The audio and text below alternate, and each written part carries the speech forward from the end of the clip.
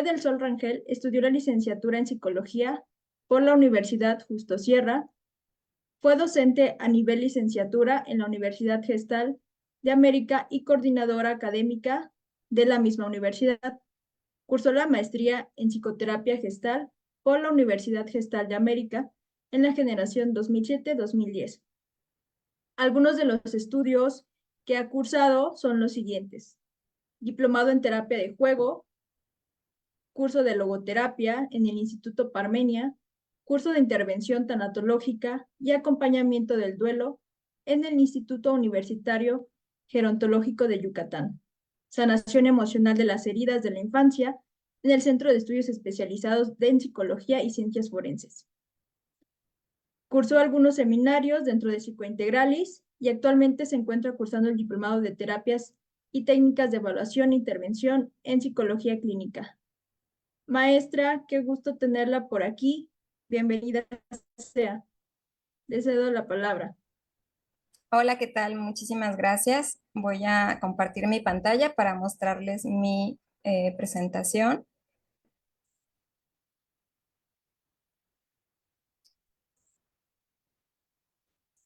Ok, ¿me pueden confirmar si ahí se ve?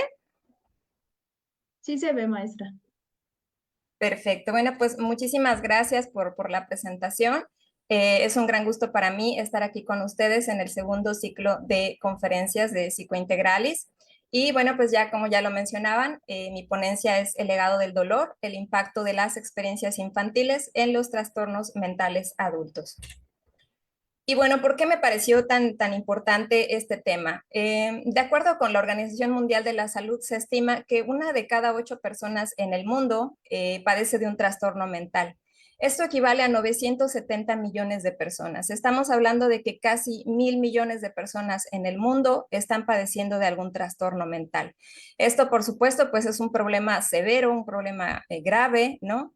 Entonces, bueno, yo agradezco mucho estos espacios que se dan a la tarea de poner luz, de poner foco a esta problemática tan seria, que además nos involucra directamente a los profesionales de la salud mental. Y bueno, pues conocer el origen de los trastornos mentales va a ser crucial porque nos va a permitir identificar factores de riesgo que contribuyen a su desarrollo y comprender esto también nos va a ayudar a desarrollar estrategias de intervención multidisciplinarias pues más efectivas, tanto a nivel preventivo como a nivel terapéutico. El principal objetivo de esta ponencia es analizar cómo las experiencias y heridas emocionales de la infancia pueden llegar a influir en el desarrollo de los trastornos mentales en la adultez. Y bueno, para cumplir ese objetivo vamos a revisar algunos otros, que es una breve revisión sobre los trastornos mentales y su prevalencia en México. Otro objetivo es promover la intervención mediante un enfoque multidisciplinario y concientizar sobre la importancia de nuestro papel en la psicoeducación, el tratamiento oportuno y la prevención. Maestra, disculpe que la interrumpa, pero no se cambia la diapositiva y aún no está en modo presentación. A ver, voy a dejar de compartir y voy a volver a compartir de nuevo. Sí, muchas gracias.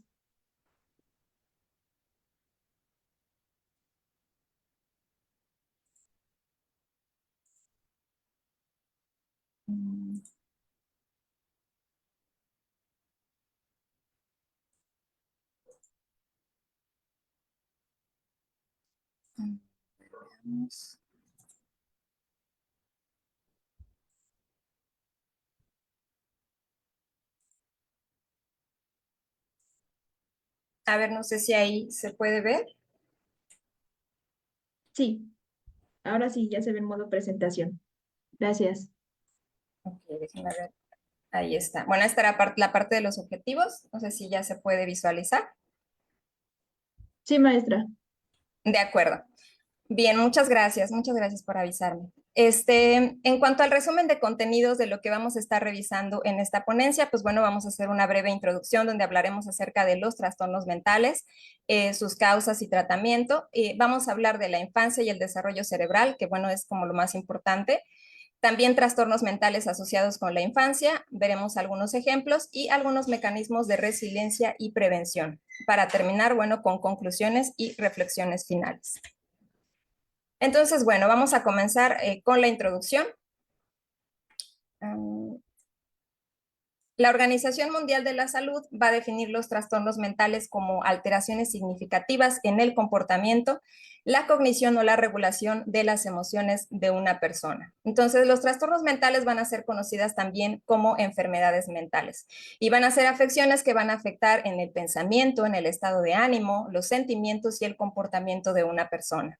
Esto puede ser ocasional o de larga duración y puede llegar a afectar la capacidad de la persona para relacionarse con los demás o también para funcionar en la vida diaria. Es decir, que afecta, pues puede llegar a afectarnos en el trabajo, a nivel escolar y en la relación con nuestros familiares y en el entorno.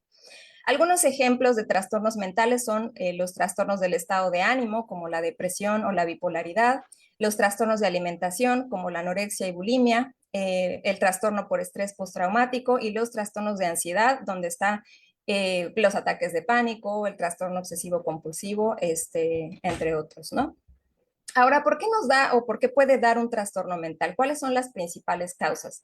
Bueno, en realidad vemos que es multicausal. No hay una sola causa que provoque los trastornos mentales, ¿sí? Vamos a ver que hay factores genéticos, es decir, si alguien en la familia padece de algún trastorno mental, se aumenta la probabilidad de que otra persona también lo llegue a padecer en la familia, ¿no? También están los factores biológicos, cuando hay exposición a algunas ciertas sustancias, alguna infección a nivel cerebral.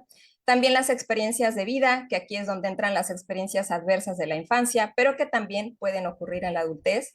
Las enfermedades severas o crónicas, aquí por ejemplo, cuando hay enfermedades graves, ¿no? Como de tipo cáncer, por ejemplo, pues ya de por sí la enfermedad va a ser desgastante, va pues conllevar fatiga y desgaste emocional y físico, que también puede provocar trastornos mentales, ¿no? Y también a veces el tratamiento que se da o el medicamento que se da a estos padecimientos también puede llegar a provocarlo.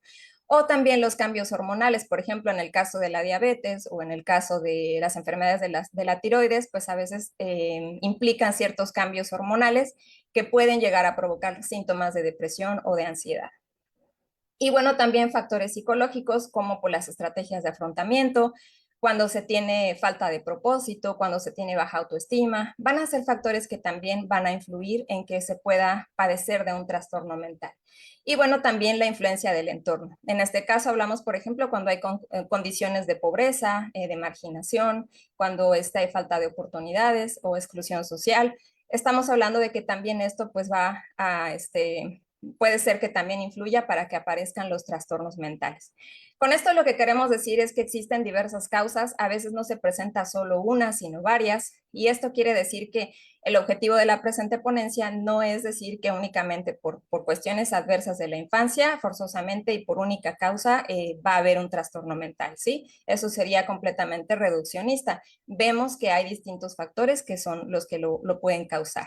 El tratamiento se recomienda pues multidisciplinario, ya lo comentaban en la ponencia anterior, que es bien importante tomar en cuenta, digo, la terapia psicológica, pero también los medicamentos o el tratamiento farmacológico, el apoyo social, la psicoeducación y en el caso en que la persona pueda llegar a hacerse daño a sí misma o hacer daño a otros, pues obviamente también puede haber la existencia de centros psiquiátricos donde pueda pues tener la atención o la hospitalización necesaria, ¿no? El tratamiento debe ser personalizado. Sabemos que debe ser pues exclusivo para cada persona porque va a depender de los síntomas que tenga la persona, de la intensidad y dependiendo de todo esto es que se va a determinar qué tipo de tratamiento es el mejor. Les comento algunas cifras. En México, sí, 3 de cada 10 personas padece algún trastorno mental a lo largo de su vida y más del 60% de la población que sufre alguno de ellos no recibe tratamiento. Esto pues es preocupante, ¿no? Más de la mitad. También se estimó que en 2019 había 15.7 millones de personas con algún trastorno mental en México y para el 2021 esta cifra se incrementó a 18.1 millones.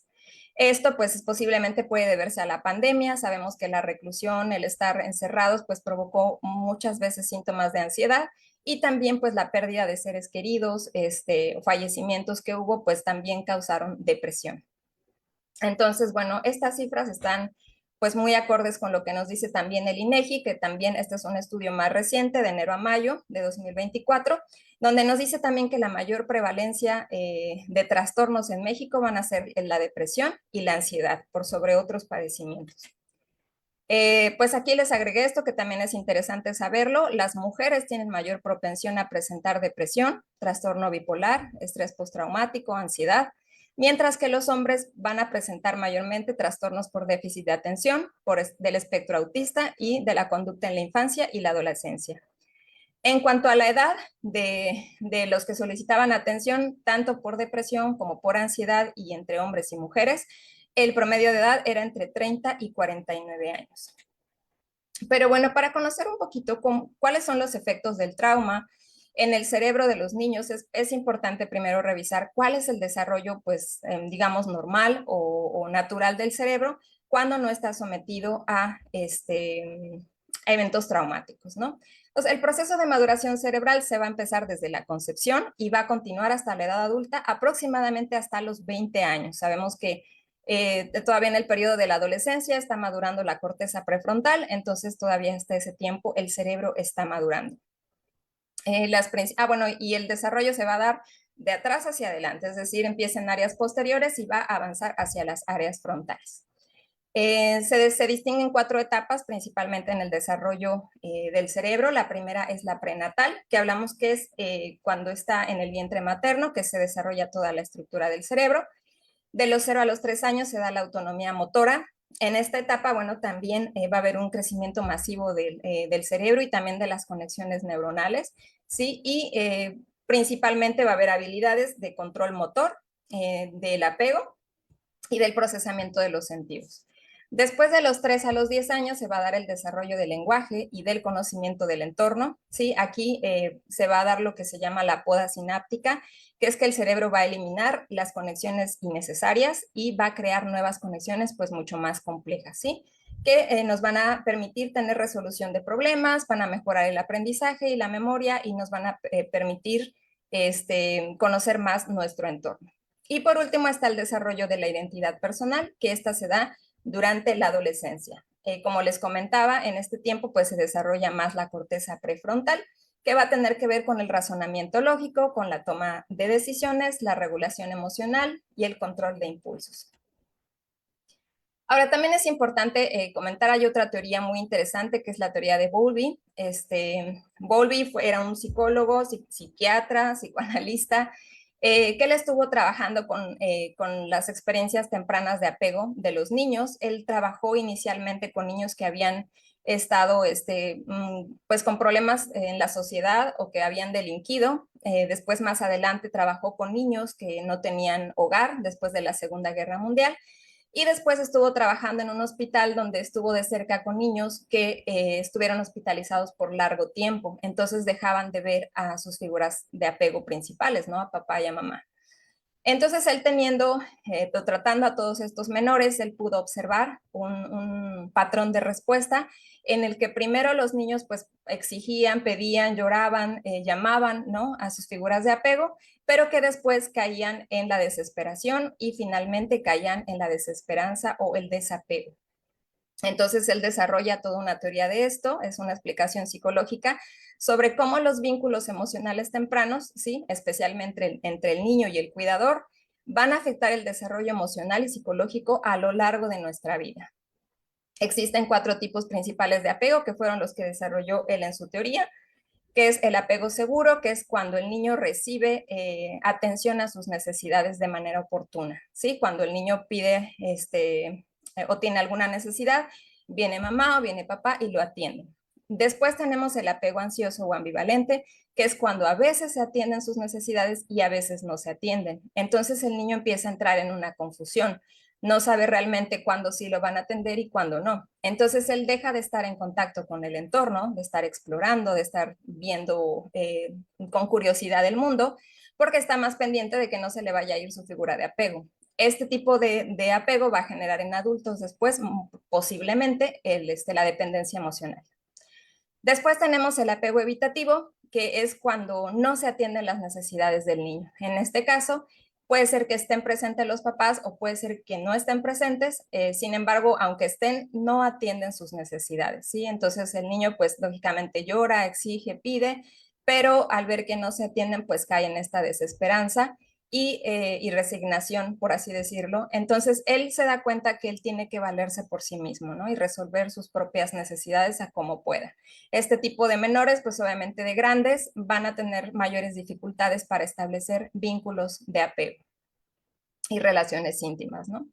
Y por último, el apego más severo es el apego desorganizado, que en este caso los papás no solo a veces se atienden y a veces no, sino que además van a ser fuente de maltrato. ¿Sí? Cuando la mamá o el papá al momento de atender al bebé es brusca, lo jala, lo pellizcan, o es violenta, o cuando se ejerce directamente violencia, pues obviamente esto va a generar una gran confusión en el bebé porque él va a saber que su fuente de consuelo y su fuente de amor es también su fuente de temor, ¿no? Su fuente de miedo. Entonces, bueno, vemos que desde el nacimiento el cerebro se desarrolla de manera exponencial, como les decía, las experiencias tempranas, tanto buenas como malas, van a moldear las conexiones neuronales. Y bueno, en un ambiente seguro y afectuoso se va a fomentar la formación de redes neuronales saludables, mientras que cuando hay abuso o negligencia, pues van a impactar negativamente en el desarrollo del cerebro. Era estas experiencias que viven los menores, ¿no? Que son profundamente angustiantes, que pueden tener un impacto duradero en la salud emocional, mental y física, pues es lo que conocemos como trauma y va a dejar huellas profundas. De acuerdo con nuestro manual, el DSM-5 en versión revisada, pues nos dice que el trauma agudo está relacionado con un solo evento traumático. Por ejemplo, si hay alguna muerte, pues alguna muerte inesperada, cuando hay algún desastre natural, cuando hay algún accidente, ¿sí? Y es de una sola vez. Después está el trauma crónico, ¿sí? Que es cuando hay una exposición prolongada a situaciones traumáticas repetidas. En este caso, por ejemplo, cuando se vive abuso sexual o cuando se vive abuso físico y que ocurre en repetidas ocasiones, ¿no? Se va a dar el trauma crónico. Y por último, el trauma complejo, ¿sí? Que va a implicar que haya experiencias de trauma múltiples y además prolongadas. Este pues es el más severo de todos. Por ejemplo, cuando el menor pues llega a tener por parte de la mamá violencia física, por parte del papá a lo mejor abuso sexual y que además en la escuela sufra de acoso escolar, ¿no? Entonces estamos hablando que tiene fuentes múltiples de trauma, ¿no? El DSM-5 también nos habla acerca de la exposición, dependiendo de si hay una experiencia directa, es decir, cuando la persona vive directamente el trauma, ¿sí? Cuando el niño vive directamente pues el maltrato o el abuso, ¿sí? También se da cuando es testigo del evento, es decir, cuando presencia la violencia, a lo mejor el niño no directamente es maltratado, pero ve que a su mamá, pues, por ejemplo, es maltratada o es golpeada, o que su mamá maltrata o golpea a su hermano. Entonces, esto es que va a ser testigo del evento. O también cuando él se entera de algún evento traumático que le ocurre a otra persona, algún ser querido, ¿no? Entonces, esto también puede llegar a afectarle al menor. Y por último, la exposición repetida o extrema a detalles de eventos traumáticos, que bueno, aquí ya hablamos de personal de emergencia que se encarga pues de atender estos eventos traumáticos, por ejemplo, cuando hay algún desastre natural. Ahora, ¿cuáles son las experiencias traumáticas o bueno, las experiencias que pueden llegar a generar trauma, ¿no? ¿Cuáles son estas vivencias adversas que pueden llegar a afectarnos en el entorno familiar y social de un niño? Bueno, está el maltrato emocional, está el maltrato físico, está el abuso sexual, la violencia en el hogar, problemas de consumo de sustancias, el abandono emocional, el abandono físico, el divorcio, separación de los padres, negligencia u omisión de cuidados, enfermedades que amenazan la vida del cuidador, accidentes de auto de otro tipo, el acoso escolar que desafortunadamente hemos visto que pues a veces pues llegan a costar incluso la vida, ¿no? Y bueno, también igual lamentablemente pues en nuestro país cada vez más la presencia de violencia comunitaria, ¿no? Cuando hay tiroteos, apuñalamientos, asaltos, peleas en casa o en nuestra vecindad. Entonces, esto llega también a poder generar igual experiencia traumática. Ahora, es importante decirlo, no todas las experiencias van a causar trauma, o sea, por decir, no porque alguien se divorcie, ya forzosamente los niños van a haber causado trauma, ¿no?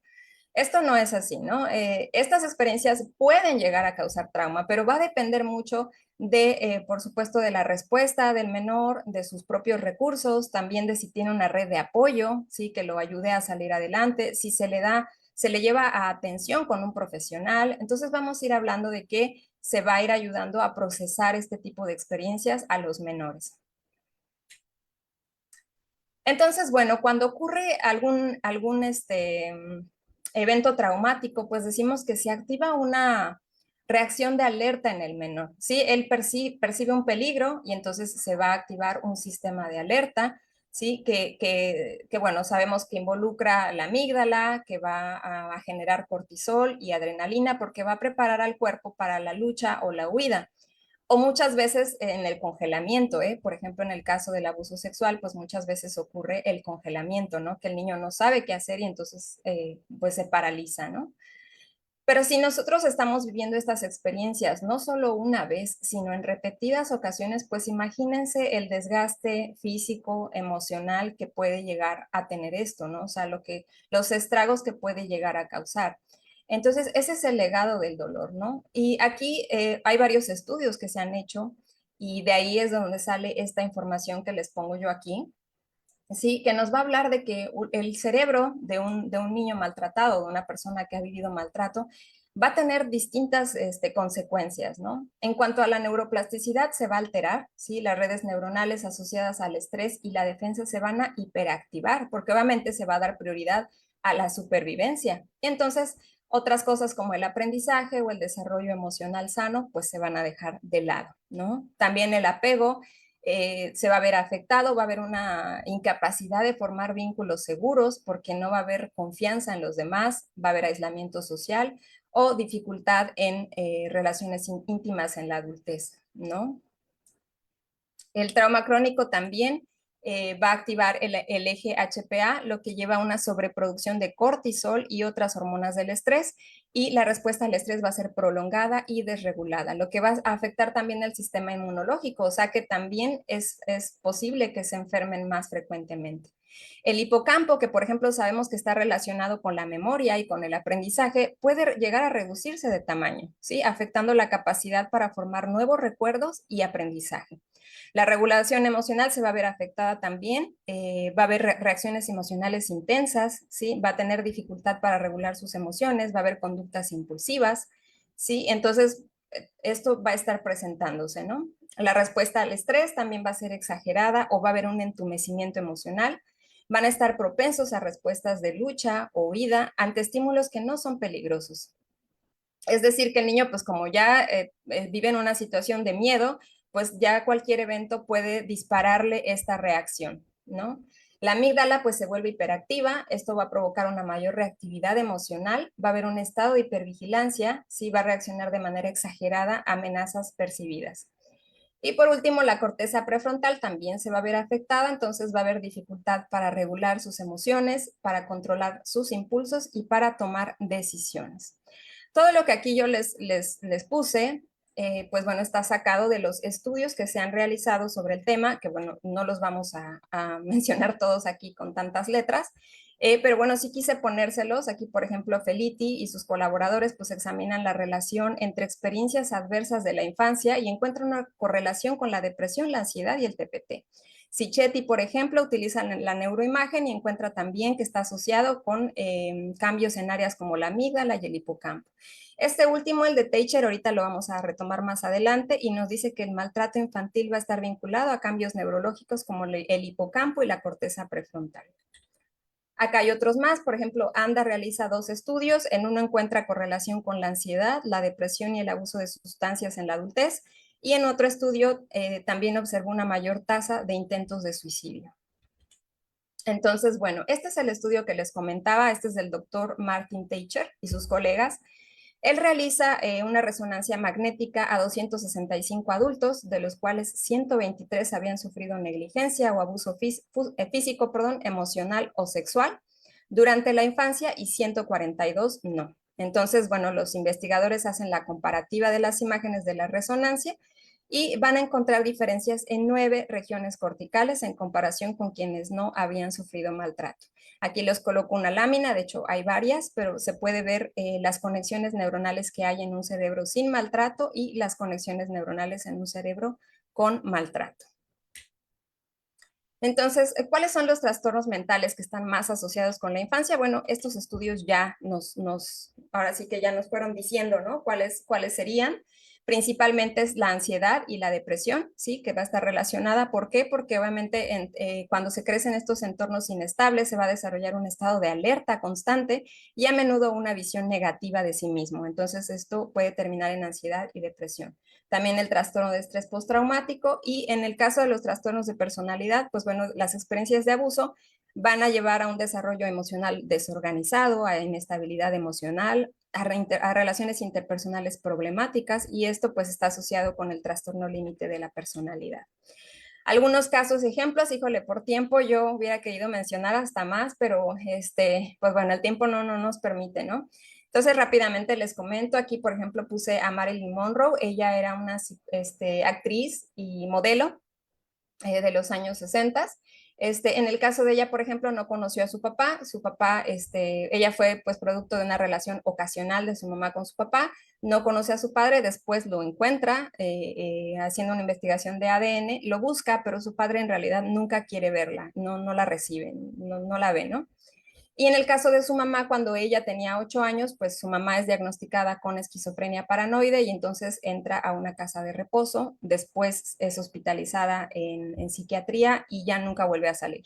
Entonces Marilyn se queda completamente sola, no tenía más familia y entonces estuvo entre casas de acogida y orfanatos. Entonces, durante todo este tiempo, pues ella estaba sola, así que sufrió de abusos, sufrió de violencia y sufrió de abuso sexual. Entonces, bueno, ella no tiene una figura de apego seguro estable, ¿no? Entonces, cuando crece, pues bueno, ya ella más adelante, además del abuso de sustancias, pues bueno, padece de ansiedad y se especula que también de trastorno límite de la personalidad. También tenemos el caso de Michael Jackson, que bueno, lo conocemos, él es bailarín, compositor, cantante. En el caso de él, pues bueno, su padre ejercía mucha violencia en su contra y de sus hermanos. Desde que él tenía 4 años, su papá formó un grupo musical con 4 de sus hermanos y como él mostró talento para bailar y cantar, pues lo quiso incluir. Cuando él cumple 5 años, pues ya lo incorpora y bueno, es cuando hace los Jackson 5. Pero Michael refiere que su papá siempre estaba con un cinturón en la mano y que les propinaba golpizas si ellos no hacían perfectos sus ensayos. También lo humillaba y se burlaba de él, de su color de piel, de su nariz, y bueno, también igual que en su adolescencia cuando padeció acné. Entonces, cuando Michael crece, pues bueno, él sufre de ansiedad, además él padece de insomnio crónico, no se permite descansar. Y bueno, también se dice que tenía el trastorno dismórfico corporal porque él constantemente se hacía cirugías plásticas para cambiar su físico porque tenía una excesiva preocupación por su físico. Por acá tenemos a Robin Williams, que bueno, es un actor muy querido por sus películas. En el caso de la diferencia de Marilyn y de Michael Jackson, él tuvo una infancia pues muy bien acomodada, o sea, sus papás tenían mucho dinero, su papá trabajaba en la Ford y su mamá era una exmodelo, tenían muchísimo dinero, pero nunca estaban para Robin. Robin refiere que tuvo una infancia completamente solitaria, incluso dice que él fue como que recluido en un ático con sus juguetes y que pues solo se tenía a sí mismo para poder jugar. Él crece básicamente pues criado por las niñeras o por el personal de servicio de su casa y refiere que cuando su mamá, que casi nunca estaba, cuando llegaba a estar presente, pues que él hacía graciosadas o voces o cosas para poder lograr sacarle una respuesta, porque era muy emocionalmente distante. Entonces, Robin cuando crece pues padece de una grave depresión crónica. Y bueno, aquí hay algunos casos de algunos criminales. Tenemos a Ted Bundy y a Juana Barraza. Aquí Ted Bundy, pues bueno, él crece pensando que sus abuelos eran sus papás y que su hermana y que su mamá era su hermana. ¿Por qué? Porque él fue igual producto de una relación ocasional de su mamá con su papá y en esos tiempos eso era mal visto. Él era pues la vergüenza, ¿no? Entonces lo que hicieron para tapar esto es que los abuelos dijeron, bueno, vamos a conservarlo, pero vamos a decirle a todo el mundo que es nuestro hijo y que tú eres su hermana, ¿no? Y entonces él crece creyendo esto, pero su abuelo, que él creía que era su padre, pues lo maltrataba muchísimo, lo golpeaba, lo violentaba, lo humillaba, lo insultaba, le decía que era un bastardo, que no debía de haber nacido. Y entonces cuando él descubre por un acta de nacimiento que realmente sus abuelos no eran sus abuelos, sino sus papás, y descubre quién era su mamá, pues bueno, él sufre de mucho odio y rencor hacia su mamá porque no lo protegió de los abusos de su abuelo, ¿no? Entonces, bueno, él pues ya de más adelante pues sufre trastorno narcisista de la personalidad, de trastorno antisocial, sadismo sexual y bueno, él se convierte en un asesino serial de mujeres jóvenes. Y por último, el caso de Juana Barraza. Ella, igual cuando ella nace, su papá se va, se lleva a su hermano, ella se queda en manos de su mamá y su mamá se vuelve alcohólica. Entonces, pues igual la insulta, la humilla, la maltrata, no atiende sus necesidades y después cuando ella tiene 12 años se la lleva a sus parrandas y la intercambia por 3 cervezas. Entonces, pues obviamente esta persona con quien la intercambia, pues abusa de ella, la amarra de las muñecas, ¿no? Y esto se sigue repitiendo constantemente, tan así que fue a los 12, pero a los 13 ella queda embarazada de esta persona. Y bueno, cuando ya nace su bebé, a los 3 meses es rescatada por familiares de su padrastro. Y cuando ella tiene 18 años, su mamá muere por cirrosis hepática, pero a ella obviamente no, esto no le causa ninguna tristeza, al contrario, ¿no? Le tiene un gran odio y un gran rencor, y más adelante de grande pues se vuelve asesina serial de mujeres de la tercera edad, entre 70 y 80 años. Bueno, rapidísimo los mecanismos de resiliencia y prevención. ¿Qué podemos hacer para evitar todo esto de los eventos traumáticos? ¿No? Esto es como el pre antes de, obviamente, pues en cuanto a padres, es la educación en estilos parentales positivos, ¿sí? El mantener un estilo de apego seguro y saludable para nuestros hijos, ¿no? La escuela para padres. Es bien importante destacar que antes pues, nos decían que no se puede, que no nos enseñan a ser padres y eso es muy cierto. Sin embargo, ahora, pues bueno, ya hay una gran apertura de información, ¿no? Entonces es importante que nos demos esa tarea de documentarnos también y de buscar.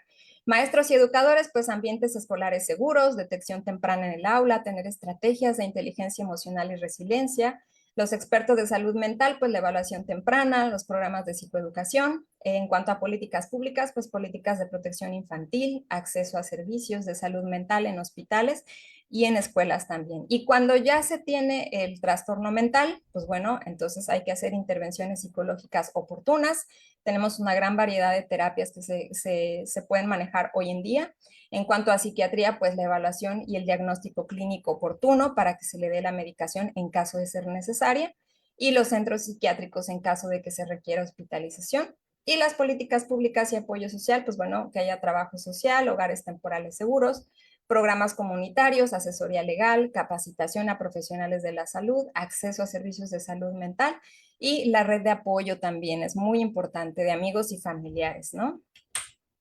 Entonces, bueno, pues como conclusiones finales de esta ponencia, las experiencias adversas en la infancia, como el abuso físico, emocional, la negligencia o la exposición a la violencia, van a tener un impacto profundo y duradero en el desarrollo emocional, cognitivo y físico de una persona. El neurodesarrollo, es decir, la formación cerebral se va a ver afectada por el trauma, ¿no? Ya lo veíamos que especialmente en áreas cruciales como la amígdala, el hipocampo y la corteza prefrontal. Y también que, bueno, hay ciclos generacionales de traumas y el trauma no es tratado en la infancia, pues tiene el potencial de perpetuarse de generación en generación. Ya hemos escuchado esa frase de que las personas heridas crían personas heridas y ya lo vemos ahorita, por ejemplo, en los casos de criminalidad también, ¿no? También la importancia de una intervención multidisciplinaria temprana que involucra psicólogos, psiquiatras, educadores y trabajadores sociales va a ser clave para reducir el impacto del trauma en la salud mental. También la prevención a través de la psicoeducación, esto es muy importante, y el papel fundamental de las políticas públicas también súper necesario que el gobierno ya priorice la salud mental y la prevención, ¿no? También del abuso y el acceso a tratamientos integrales. Les dejo aquí esta frase que a mí me encanta, la escuché, es anónima, pero la escuché en una serie que me gusta muchísimo, que es Mentes Criminales. Y dice, las cicatrices nos recuerdan dónde estuvimos, pero no tienen que dictar a dónde vamos. ¿Sí? Las heridas profundas pueden ser tratadas y deben ser tratadas. Y ahí es donde tenemos pues muchísimo trabajo, colegas, pues para tratar de mejorar esta situación, ¿no? Y estas cifras que hay a nivel mundial. Entonces, pues eso sería todo. Muchísimas gracias por su atención.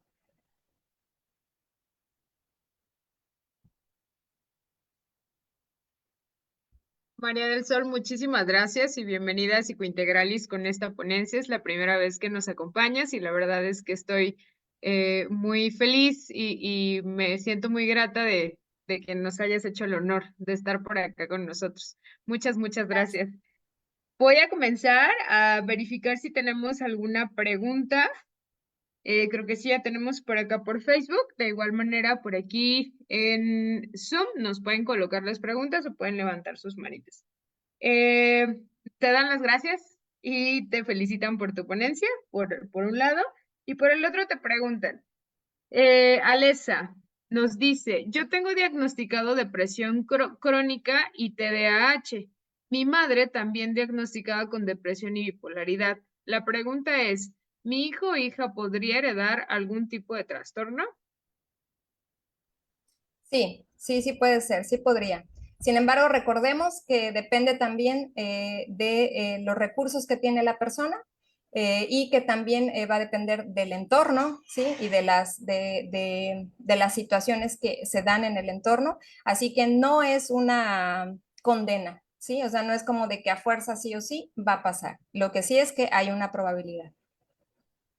Ok, muchísimas gracias. Tenemos muchos comentarios agradeciéndote y felicitándote por tu ponencia. Y por aquí tenemos igual, felicitaciones. No sé si alguien tenga alguna duda.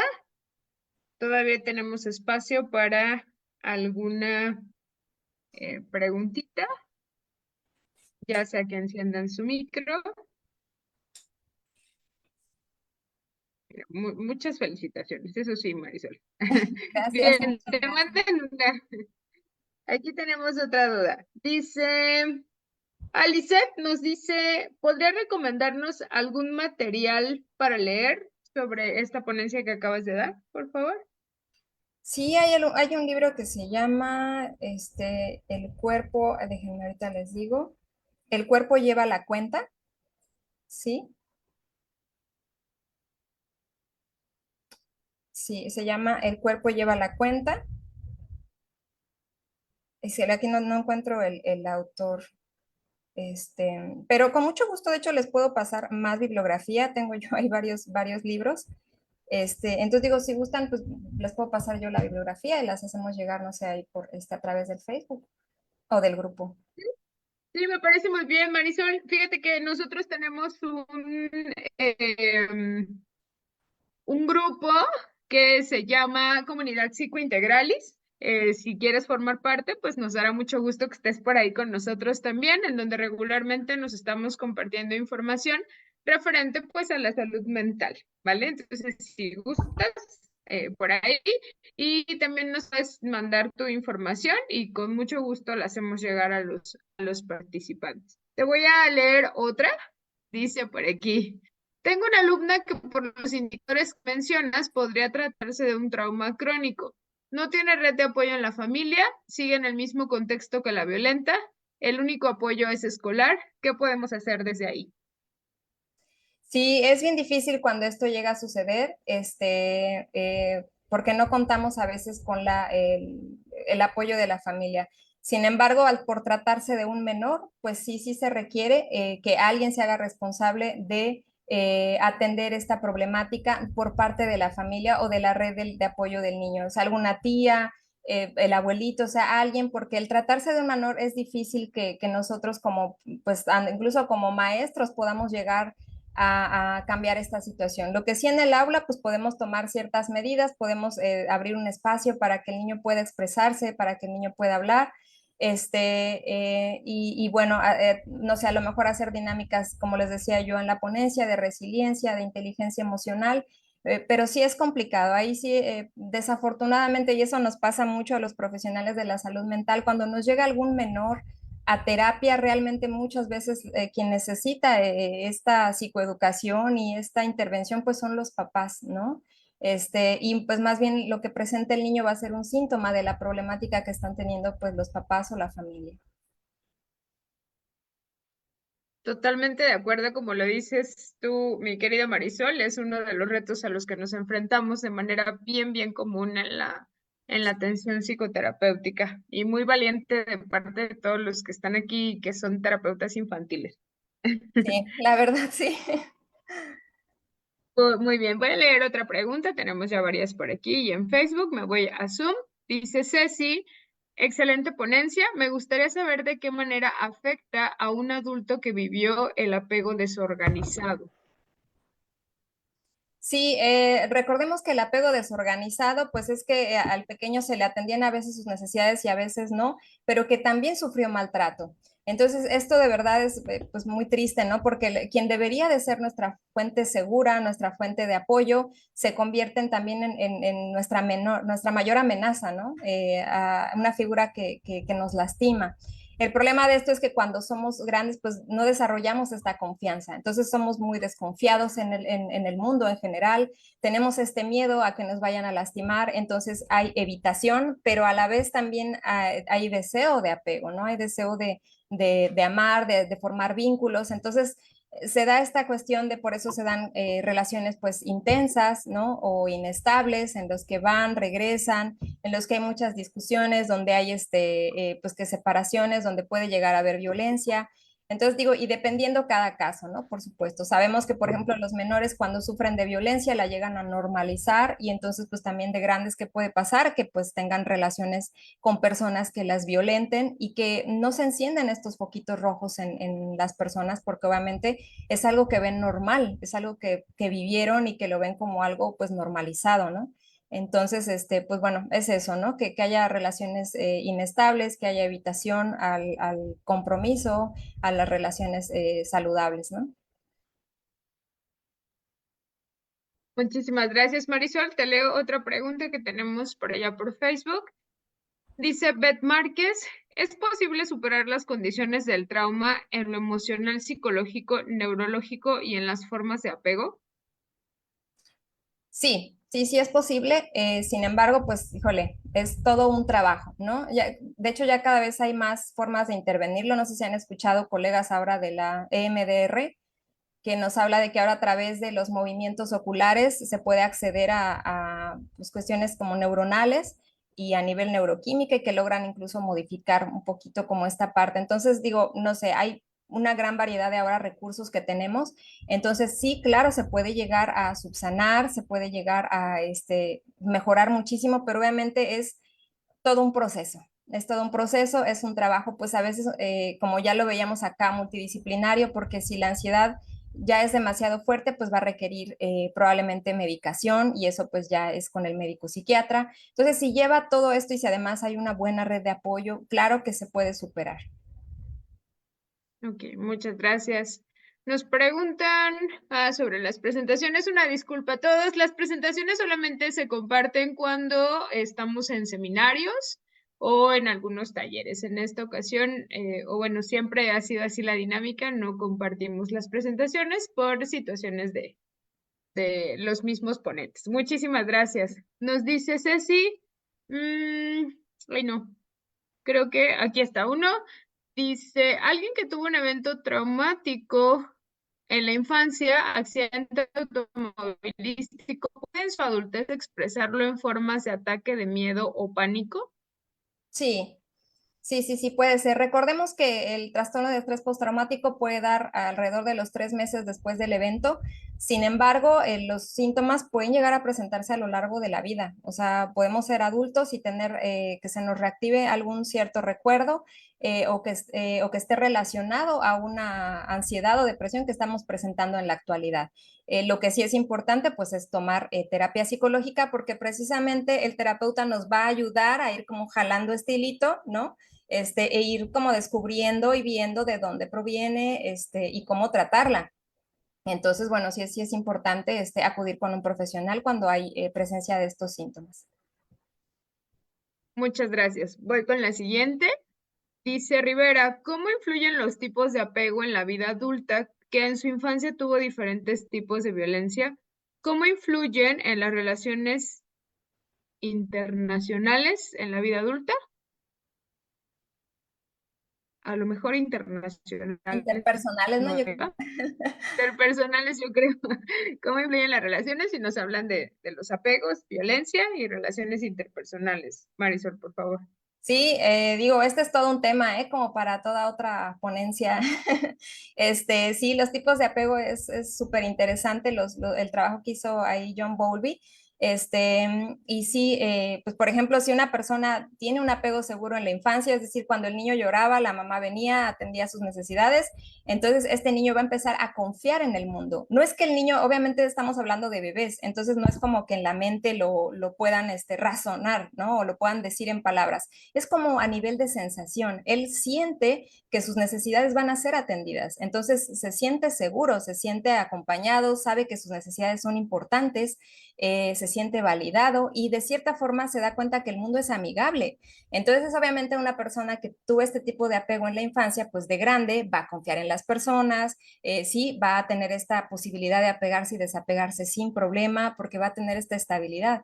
Pero bueno, vienen después los otros tipos de apego. En el caso del apego ansioso, por ejemplo, les decía, al bebé tú lo dejas solo y él empieza a explorar, empieza a ver lo que tiene alrededor, las llaves, las cositas que encuentra y se pone a explorar, pero cuando tiene apego ansioso se observó que estos niños no hacían esto. Cuando se quedaban solos, ellos estaban pendientes y volteando a ver de que, bueno, primero de que mamá no se fuera y después de si regresaba, es decir, están pendientes de la persona que atiende sus necesidades, porque como a veces los atiende y a veces no, el bebé no está seguro de que va a ser atendido.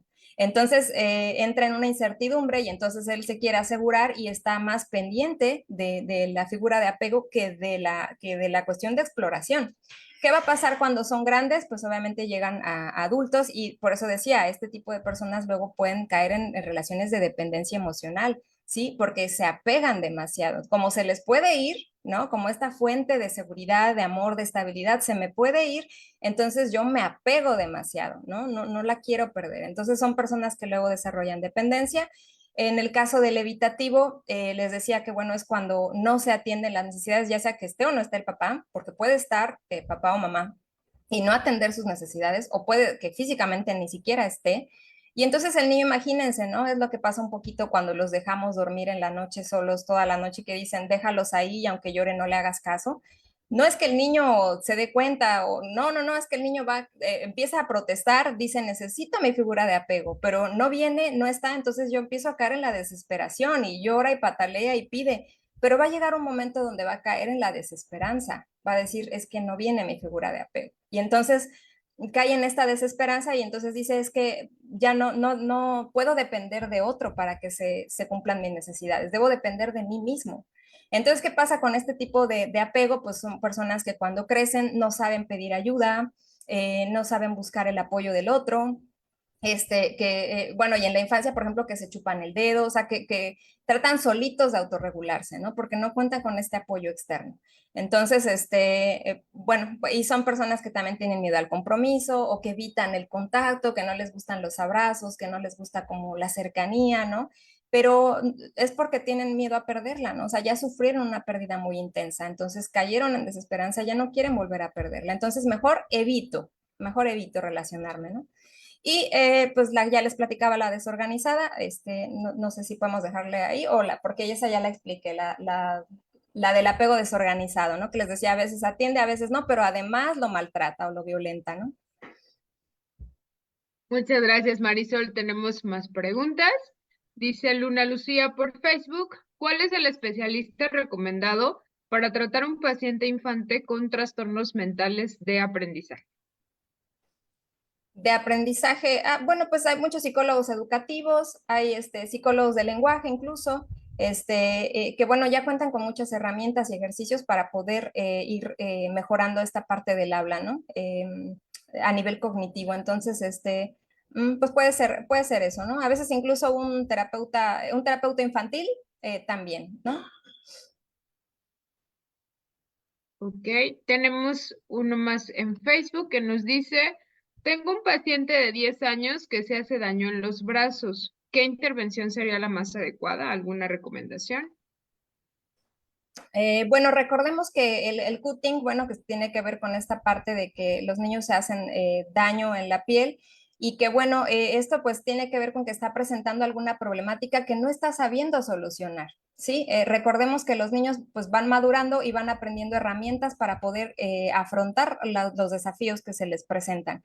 Entonces, cuando el niño no cuenta con estos recursos, pues va a presentar este tipo de conductas. Entonces, por ahí hay alguna otra situación detrás que no está sabiendo manejar, ¿sí? Alguna problemática que se está más bien manifestando, porque el cutting va a ser un síntoma nada más, ¿no? Va a ser como una expresión de esta ineficacia que está teniendo, de que no está pudiendo procesar ciertas emociones relacionadas a algún evento o algo que está pasando, ¿no? En su familia o en su entorno.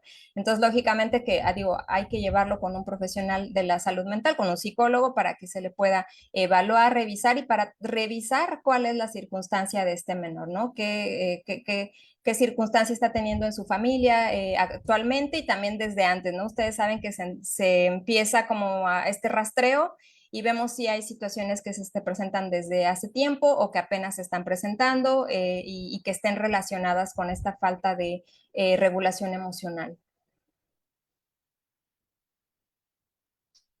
De acuerdo. Voy con otra pregunta. Nos dice Sonia Sáenz por Facebook. ¿Cómo podemos descartar la línea delgada de... bueno, esto ya no es infantil, pero nos dice, ¿cómo podemos descartar la línea delgada de bipolaridad y depresión en una paciente que rasga en ambas, pero tiene dos diagnósticos diferentes por psiquiatría? Uno dice es bipolaridad y el otro depresión. Ay, muy interesante un diagnóstico así. Pero no entendí bien la pregunta. Va de nuevo. Ajá. Dice, ¿cómo podemos descartar la línea delgada de bipolaridad y depresión en una paciente que rasga en ambas, pero tiene dos diagnósticos diferentes por psiquiatría? O sea, el psiquiatra le hizo diagnóstico de bipolaridad y de depresión también. Uh-huh. Bueno, yo le sugeriría que haga una tercera opinión, ¿no? O sea, Sí, si está yo yendo a también. especialistas y los especialistas le están diciendo cosas diferentes, pues bueno, eso ya, porque obviamente ahí tenemos que con manual en mano, revisar los criterios, porque hay criterios, o sea, a veces la gente comúnmente dice que estoy depresivo, pero no es cierto, o sea, no, el que nos sintamos tristes de manera ocasional no es depresión. Entonces, para que se diagnostique depresión tiene que haber ciertos requisitos que vienen en el manual diagnóstico. Y lo mismo para el caso de bipolaridad. Entonces, bueno, como la bipolaridad sí tiene esta cuestión de baja de ánimo y alta de ánimo, pues bueno, es donde se puede llegar a confundir, ¿no? Pero recordemos que en bipolaridad sí hay esta alza de ánimo, digamos, en donde puede haber conductas impulsivas, donde se tiene mucha energía, ¿no? Donde, por ejemplo, hay conductas de compra, ¿no? Que van así de compras o que entran a juegos de azar, o sea, hay como esta conducta como muy impulsiva que no vemos en el depresivo. Entonces, obviamente, pues ahí está habiendo una diferencia, sí es importante pues que la revise con algún otro especialista que tiene que revisar pues toda su historia médica, todo su entrevista inicial e incluso aplicación de pruebas o lo que sea necesario. Coincido contigo, Marisol. Creo que sería muy bueno que revisáramos una opinión extra. Muy bien, muchísimas gracias, Marisol, por tu ponencia. La verdad es que ha sido un deleite escuchar. Tenemos sus datos de contacto de Marisol. Si gustan por ahí anotarlos, bueno, yo creo que va a estar muy dispuesta a responder algunas preguntas porque nos quedaron algunas preguntas pendientes. Claro, Gracias, Marisol. muchas Muchísimas gracias gracias. por tu ponencia. Gracias a ti.